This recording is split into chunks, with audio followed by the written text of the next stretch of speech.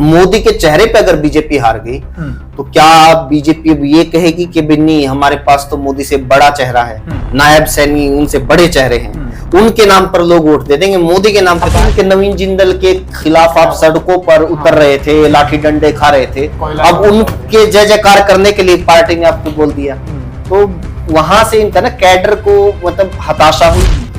लेकिन बीजेपी में जो गुटबाजी है ना, वो बीजेपी को खत्म करने की स्थिति में आ जाएगी, क्योंकि राव इंद्रजीत सिंह उधर से खुली बगावत में है। वो सार्वजनिक मंचों के ऊपर कह रहे हैं कि मेरे साथ एक तरीके का अन्याय हुआ है, 2004 में भी मैं राज्य मंत्री था, इतने साल से इलेक्शन जीत रहा हूँ, बीजेपी की सरकार बनवा रहा हूँ, आज भी मैं राज्य। उधर से रामविलास शर्मा, उधर साउथ हरियाणा में रामविलास शर्मा, जिनके चेहरे के ऊपर आपने हरियाणा में सरकार बनाई थी, प्रदेश अध्यक्ष वो थे, ठीक है, उनको जानते थे, खट्टर को कोई नहीं जानता था, जिनको सीएम होना चाहिए था, आज वो मतलब सीएम से टाइम नहीं मिल पाता। कहते हैं कि हमने लापता, ओपी धनखड़ लापता, जो कभी सीएम के बने होते थे, अब उनको बिल्कुल हाशिए पे डाल दिया है। क्योंकि कुलदीप बिश्नोई सीएम से नीचे बात नहीं कर रहे थे, हैं? अब बता दिया कि भाई साहब आदमपुर की टिकट चाहिए, हाँ, बाप को लेनी है या बेटे को लेनी है, ठीक है ना, एक बताओ, चाहिए तो चाहिए, नहीं चाहिए तो नहीं, वो सीएम तो भूल जाओ। हालात हरियाणा में भाजपा के लिए बद से बदतर होने, क्योंकि मोदी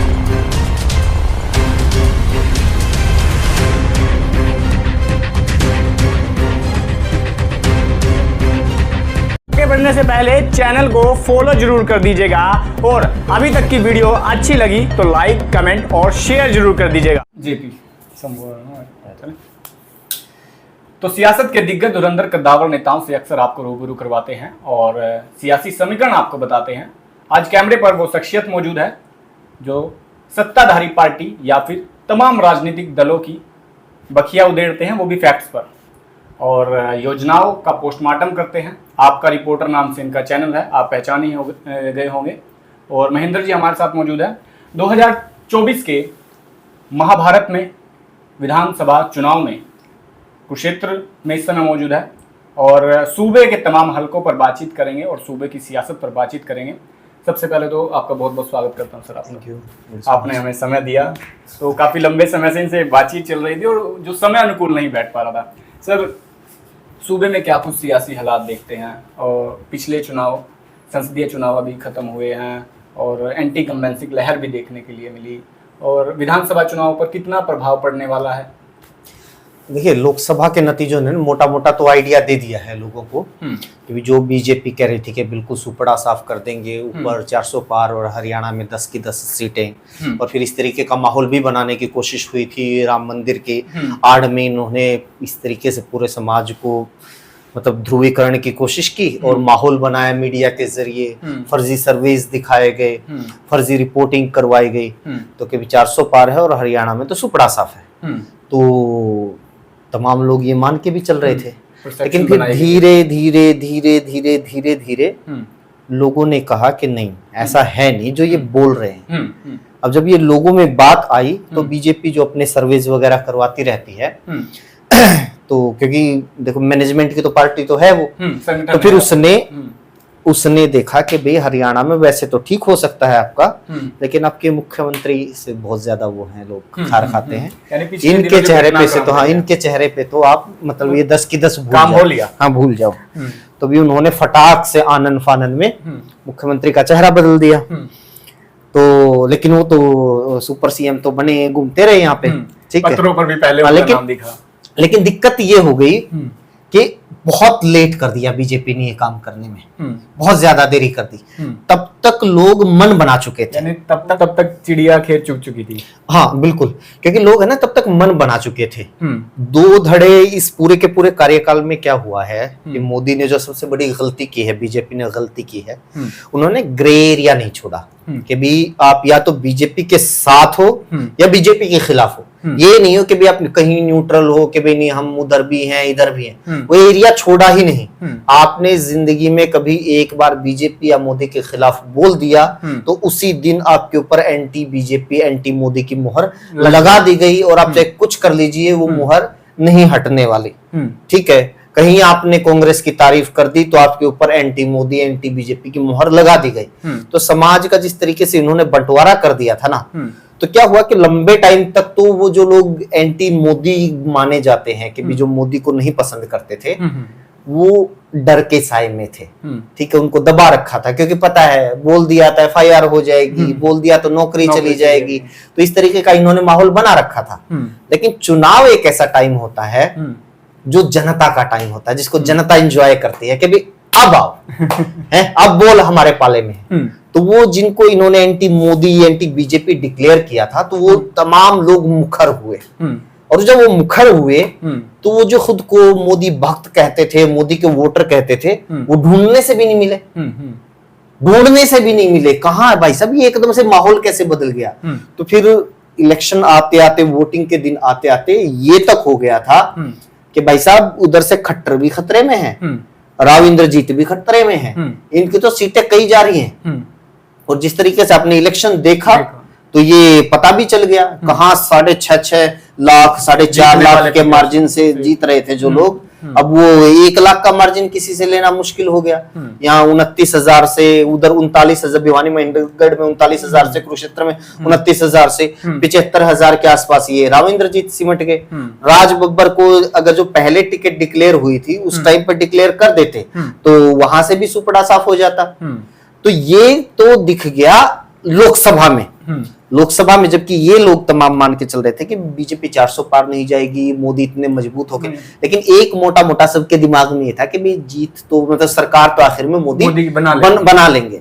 तो वहां तो ये था कि भाई सरकार नहीं बननी है, तो भी लोगों ने इस हद तक वो कर दिया।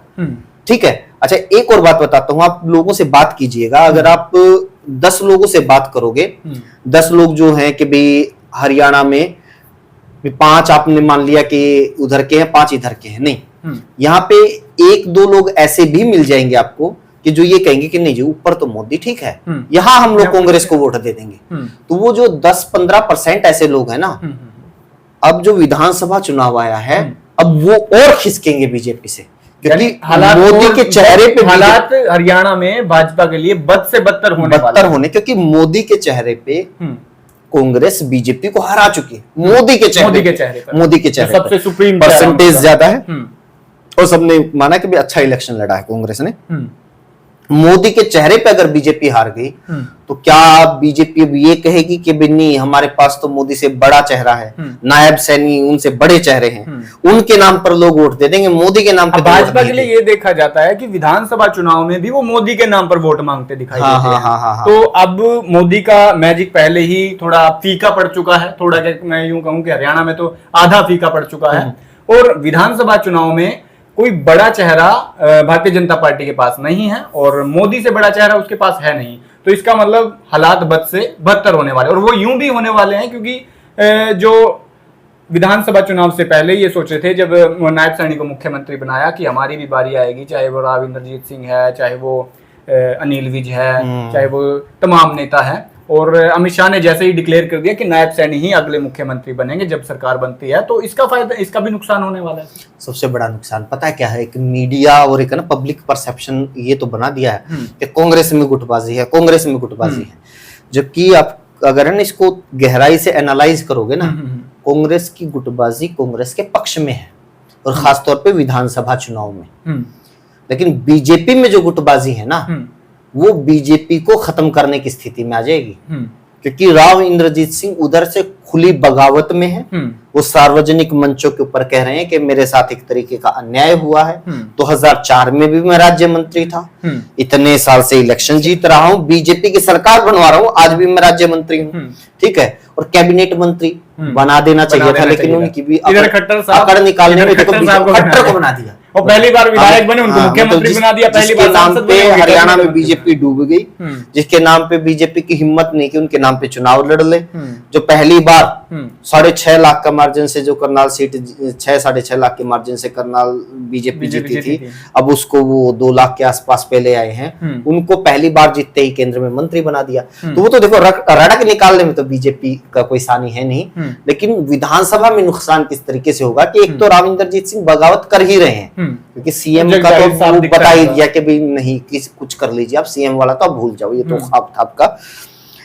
उधर से अभय यादव जिनको मंत्री बनाया गया है, उनके खेमे जो खट्टर के खेमे के थे, इनके बिल्कुल ध्रुव विरोधी थे, वो सार्वजनिक आज भी उन्होंने सोशल मीडिया के ऊपर अच्छा पोस्ट किया है कि भी जो अटेली में ऐलान हुआ है, अटेली में राव इंद्रजीत थे, जो ऐलान हुआ है उसके बाद वही हवेलियों की सियासत बनाम विकास की सियासत होने वाला है, तो लोग अभी से मंथन करना शुरू कर दें। तो इस तरीके यानी वो इनडायरेक्टली कहना चाहते हैं कि विधानसभा चुनाव में आप देख लेना जो राजे रजवाड़े हैं, हाँ, उनकी तरफ कुछ इशारा तो इधर हो गया, इधर से अनिल विज को घर बैठा रखा है, इनका कुछ वो पता नहीं टिकट देगी नहीं देगी, और देगी तो फिर वो जाके इलेक्शन में क्या कहेंगे। उधर से रामविलास शर्मा, उधर साउथ हरियाणा में रामविलास शर्मा, जिनके चेहरे के ऊपर आपने हरियाणा में सरकार बनाई थी, प्रदेश अध्यक्ष वो थे, ठीक है, उनको जानते थे, खट्टर को कोई नहीं जानता था, जिनको सीएम होना चाहिए था, आज वो मतलब सीएम से टाइम नहीं मिल पाता उनको, वो सार्वजनिक मंचों से सार्वजनिक मंचों से कहते हैं कि हमने पौधा लगाया, लापता, ओपी धनखड़ लापता, जो कभी सीएम के बने फिरते थे, अब उनको बिल्कुल हाशिए पे डाल दिया है, ठीक है। अब वो ये कहें कि नहीं वो तो पार्टी के लिए पूरे जी जान लगाए हुए होंगे, तो ये भ्रम मेरे ख्याल से तो किसी को होना नहीं चाहिए। अच्छा, कांग्रेस में खामियां कहां पर देखते हैं? क्योंकि पार्टी में गुटबाजी तमाम पार्टियों में होती है, कांग्रेस की खामी कहां पर देखते हैं? अभी खामी होएगी या मतलब सही रहेगा, अब तो सारा का सारा दारोमदार है टिकट बंटवारे पे, क्योंकि देखो चीजें ऑलमोस्ट सेटल हो चुकी हैं, ठीक है। अब वो खामी होगी या ठीक से जैसे लोकसभा में कर दिया, सेटल की बात कल भी वो एनालाइज मेरे ख्याल से उस टाइम पे करेंगे तो सही रहेगा कि भी कहां से किधर से टिकट किस तरीके से दी है, सही दी है या गलत दी है, क्योंकि अब सिर्फ टिकटों के ऊपर है सारा इलेक्शन, बाकी चीजें हैं कि तो फिल इन द ब्लैंक्स है कि भी अपने अपने कार्यक्रम करते रहो ताकि माहौल बना रहे। लेकिन मेन जो आप सवाल पूछ रहे हैं उसका सही आंकलन टिकट बंटवारे के टाइम पे हो सकता है, कौन किसकी टांग खींचेगा।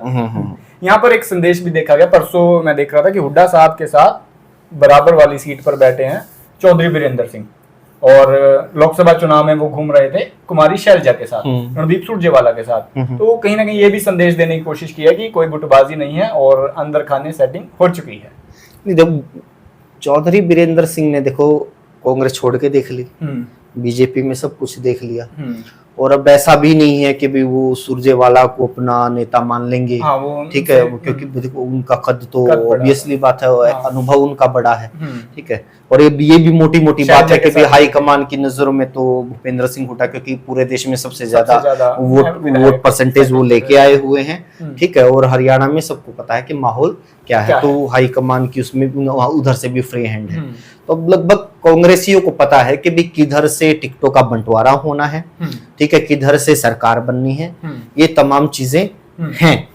तो ऑब्वियस सी बात है, आना भी था, वो आपने घूम फिर के देख लिया, जेपी जीत भी गए, आपने मदद की या नहीं की, उसके बावजूद जेपी जीत भी गए, तो रास्ता भी कोई नहीं बचा। अच्छी बात, अब सरेंडर किया है या फिर जो भी मौके की नजाकत है, या कहीं ना कहीं तो करना ही था ना।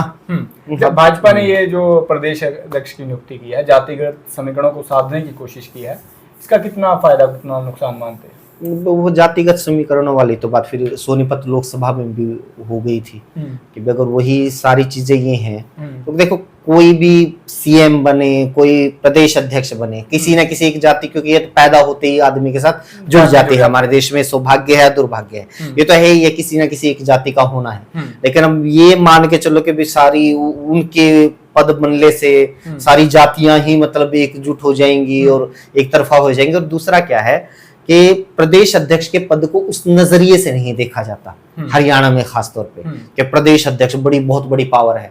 अब तक जितने थे उनके हाथ में क्या था, ओपी धनखड़ थे क्या, मतलब उन्होंने झंडे गाड़े थे, बराड़ा थे, उन्होंने क्या कौन से झंडे गाड़े, अभी ये थे सैनी साहब थे, बताओ इनको कौन मतलब क्या पावर थी इनके हाथ में है।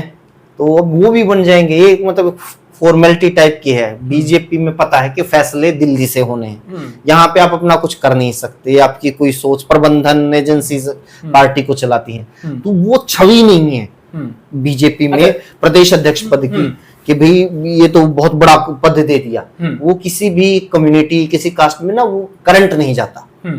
भाजपा में ये देखा गया है कि लोकसभा चुनाव में भारतीय जनता पार्टी इंपोर्ट करके कैंडिडेट लेके आई, तमाम पार्टियों से, ज्यादातर कांग्रेस से ही लेकर आई, चाहे नवीन जिंदल की बात हो या दूसरे नेताओं की, वो पहले कांग्रेसी रह चुके हैं, अशोक तंवर की भी बात करें, तो इसमें विधानसभा चुनाव में भी इस प्रकार के समीकरण साथी है, क्योंकि करो या मरो की राजनीति भारतीय जनता पार्टी करती है। यही तो बात है कि बीजेपी ने ये सबसे बड़ी गलती ही ये की है। चाहे ईडी लगानी पड़े, चाहे सीबीआई लगाने पड़े, भाई या तो यहाँ पर तो ये जो है ना भाई, एक अन्ना आंदोलन हुआ था, बाबा रामदेव का आंदोलन हुआ था, जिसमें भी कांग्रेस सरकार में तो ये घोटाला हुआ, वो घोटाला हुआ, इधर कोयला चोर बोल के गए थे, अब उन्हीं को विकास का देवता बना के आप कुरुक्षेत्र में वापस ले आए। तो वो जो मोदी की छवि गढ़ी गई थी, इन हरकतों की वजह से वो छवि टूट गई। मोदी के जो समर्थक छाती ठोक के ये कह सकते थे कि नहीं भाई भ्रष्टाचार के तो खिलाफ है बंदा, अब कह नहीं सकते, क्योंकि जिन लोगों पे आरोप लगाए थे सबको, ठीक है, इनकी सरकार में या तो कोर्ट से क्लीन चिट मिल चुकी है या वो बीजेपी में आ चुके हैं। आप लाइन लगा के गिनते रहिए, वो लिस्ट खत्म नहीं होगी। ठीक है, दूसरा क्या है कि इससे बीजेपी के भीतर क्या हुआ कि एक लंबा दौर संघर्ष का रहा है बीजेपी का। उस लंबे दौर में पीढ़ियां की पीढ़ियां गुजर गई हैं जो कार्यकर्ता हैं उनकी जनसंघ के। अब जब बीजेपी के अच्छे दिन आए हैं, बीजेपी भी अपने नाम के ऊपर, पार्टी सिंबल के ऊपर या मोदी के ऊपर वोट मांग सकती है, उनका चेहरा दिखा के कोई भी जीत सकता है। उस टाइम पे करे कि नहीं कोई तो जिताना नहीं जी, हम तो कांग्रेसियों को जिताएंगे। तो उस टाइम पे भी आजा कांग्रेसी, आजा वोट ले ले। मतलब अशोक तंवर का अगर उदाहरण लिया जाए, भी कांग्रेस ने कसर छोड़ी क्या उनको उस वक्त यहाँ पर सांसद बना दिया था जब वो यहाँ के वोटर भी नहीं थे, उनको प्रदेश अध्यक्ष बना दिया। और सत्ताधारी पार्टी का प्रदेश अध्यक्ष, और कांग्रेस एक ऐसी पार्टी है जिसमें मतलब ना हर नेता, एक ऐसा नहीं है बीजेपी की तरह के भी एक सीएम है तो शायद थोड़ा बहुत नाम बने। असल में बीजेपी में तो ये भी कल्चर है कि सीएम का भी वोट बैंक नहीं होता। मनोहर लाल खट्टर चले गए तो कोई नहीं पूछ रहा कि बीजेपी का कोई वोट बैंक घट गया होगा, कुछ नहीं। वो रहते तो भी कोई फर्क नहीं पड़ता, और चले गए तो भी कोई फर्क नहीं पड़ता। मतलब जड़े मजबूत, नेता को नेता नहीं रहने देते। लेकिन कांग्रेस में जो मंत्री बन गया, जो प्रदेश, वो अपना एक वोट बैंक बना लेता था, एक जनाधार हो जाता था। अशोक तंवर की आज भी अगर कोई पहचान है तो कांग्रेस के पूर्व अध्यक्ष की वजह से, अदरवाइज बीजेपी में जाके उन्होंने क्या कर लिया, उससे पहले उन्होंने अपनी एक अलग पार्टी सी बनाई थी, टीएमसी में चले गए, आम आदमी पार्टी में चले गए, और फिर घूम फिर के बीजेपी में आ गए। और बीजेपी ने किसकी टिकट काट दी?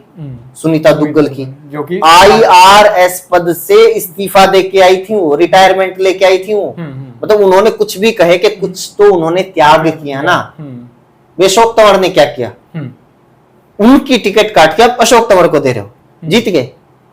ऐसी बहुत सारी चीजें हैं। अभी उधर से हिसार से कैप्टन अभिमन्यु, भाई चलो जितना जनाधार है नहीं है उस पे अलग बहस हो, लेकिन थे तो बीजेपी के, वो थे तो बीजेपी के, उनकी वजह नहीं उधर से आओ जी कोई कांग्रेसी पुराना हो ना, चौटाला साहब, रणजी चौटाला, उनको ले आए। तो उससे क्या हुआ कि बीजेपी में जो उम्मीद लगाए बैठे भविष्य की राजनीति की, उनका मनोबल टूटता है। जो वर्कर हैं, कल तक इनके नवीन जिंदल के खिलाफ आप सड़कों पर उतर रहे थे, लाठी डंडे खा रहे थे, अब उनके जय जयकार करने के लिए पार्टी ने आपको बोल दिया। तो वहां से इनका ना कैडर को मतलब हताशा हुई और उसका भी फर्क पड़ा। बड़े नेताओं को खुड्डे लाइन लगाने की यहाँ पर देखी जा रही है। कुलदीप बिश्नोई की सियासत को कहां पर देखते हैं? और किरण चौधरी की, राज्यसभा चुनाव है, किरण चौधरी भी जद्दोजहद कर रही है, और कुलदीप बिश्नोई भी, पहले उनको टिकट भारतीय जनता पार्टी में शामिल किया, वो विधायक बने, वो तमाम घटनाक्रम आपको पता है। मंत्री पद नहीं मिला, उसके बाद लोकसभा नहीं मिली, उसके बाद अब राज्यसभा पर बात टिकी है। देखो ये बीजेपी, देखो इस मामले में तो कमाल किया बीजेपी ने। जिन लोगों को कांग्रेस सबक नहीं सिखा सकी, लेकिन बीजेपी ने क्या तबीयत से उन लोगों को खुड्डे लाइन लगाया है या उनको अपनी वो दिखाई है, जमीन दिखाई है कि भी कुलदीप बिश्नोई सीएम से नीचे बात नहीं कर रहे थे। अब बता दिया कि भाई साहब आदमपुर की टिकट चाहिए, हाँ बाप को लेनी है या बेटे को लेनी है, ठीक है ना, एक बताओ, चाहिए तो चाहिए, नहीं चाहिए तो नहीं। वो सीएम हुए हम तो भूल जाओ, प्रदेश अध्यक्ष, सीएम और केंद्र में मंत्री भूल जाओ, ये बता दिया उनको। ठीक है जी, हाँ अभी जी किरण चौधरी आई हैं, अब देख लेना, या बेटी, क्योंकि उनको तो बेटी के लिए भी टिकट चाहिए तो संसद की, ठीक है, खुद के लिए उनको मंत्री पद चाहिए कम से कम। असल में तो सीएम पद चाहिए, मंत्री तो कांग्रेस में भी अगर होती तो बनना तय था उनका, तो भाई सीएम पद चाहिए। अब पता चल जाएगा कि जी उनको सीएम डिक्लेयर किया जाता है और दोनों माँ और बेटी की टिकटें अंतिम श्रेणी में उनकी सीटें की फोटो वायरल, सीटिंग की फोटो वायरल, कितनी मजबूत होती है। तो उनका तो खैर अभी नया नया अनुभव है। एक तो चौधरी वीरेंद्र सिंह जी, वो तो जाके सब कुछ देख के वो वापिस आ चुके हैं। अशोक तंवर, उनको जो सीएम बनना था, अब पता नहीं वो किसी विधानसभा की टिकट के लिए जद्दोजहद कर रहे हैं कि भी कहाँ से मिलेगी या नहीं मिलेगी। राव इंद्रजीत वो सीएम बनने के लिए गए थे। आज जो स्थिति है मतलब बहुत तसल्ली बख्श है ना मुख्यमंत्री, जिसका में तसल्ली बख्श, जिसका इलाज कांग्रेस नहीं कर पाई, जो मुख्यमंत्री बनकर सोते थे, आज वो टिकट के लिए तरस रहे हैं कि उनको टिकट भी मिलेगी या नहीं मिलेगी, इसका भी संशय बना हुआ है। हाँ, ये तसल्ली बख्श मुख्यमंत्री बनाए जाते हैं बीजेपी में। तो प्रदेश की तमाम सूबे के हालातों पर चर्चा की और सियासी हालात क्या कुछ है, तमाम नेताओं की सियासत पर चर्चा की और क्या कुछ हश्र भारतीय जनता पार्टी ने पूर्व में कांग्रेसी नेता रहे तमाम लोगों का किया है। फिलहाल सूबे में घूमकर और तमाम हलके में जाकर सियासतदानों से आपको मिलवाएंगे किन मुद्दों को लेकर वो चुनाव लड़ने जा रहे हैं, तमाम टिकटार्थियों से मिलवाएंगे। और कांग्रेस या बीजेपी, आपका क्या कुछ कहना है, कमेंट बॉक्स में राय देकर वीडियो को ज्यादा शेयर करें और चैनल को फॉलो करना न भूलें ताकि तमाम अपडेट आप तक पहुंच सके।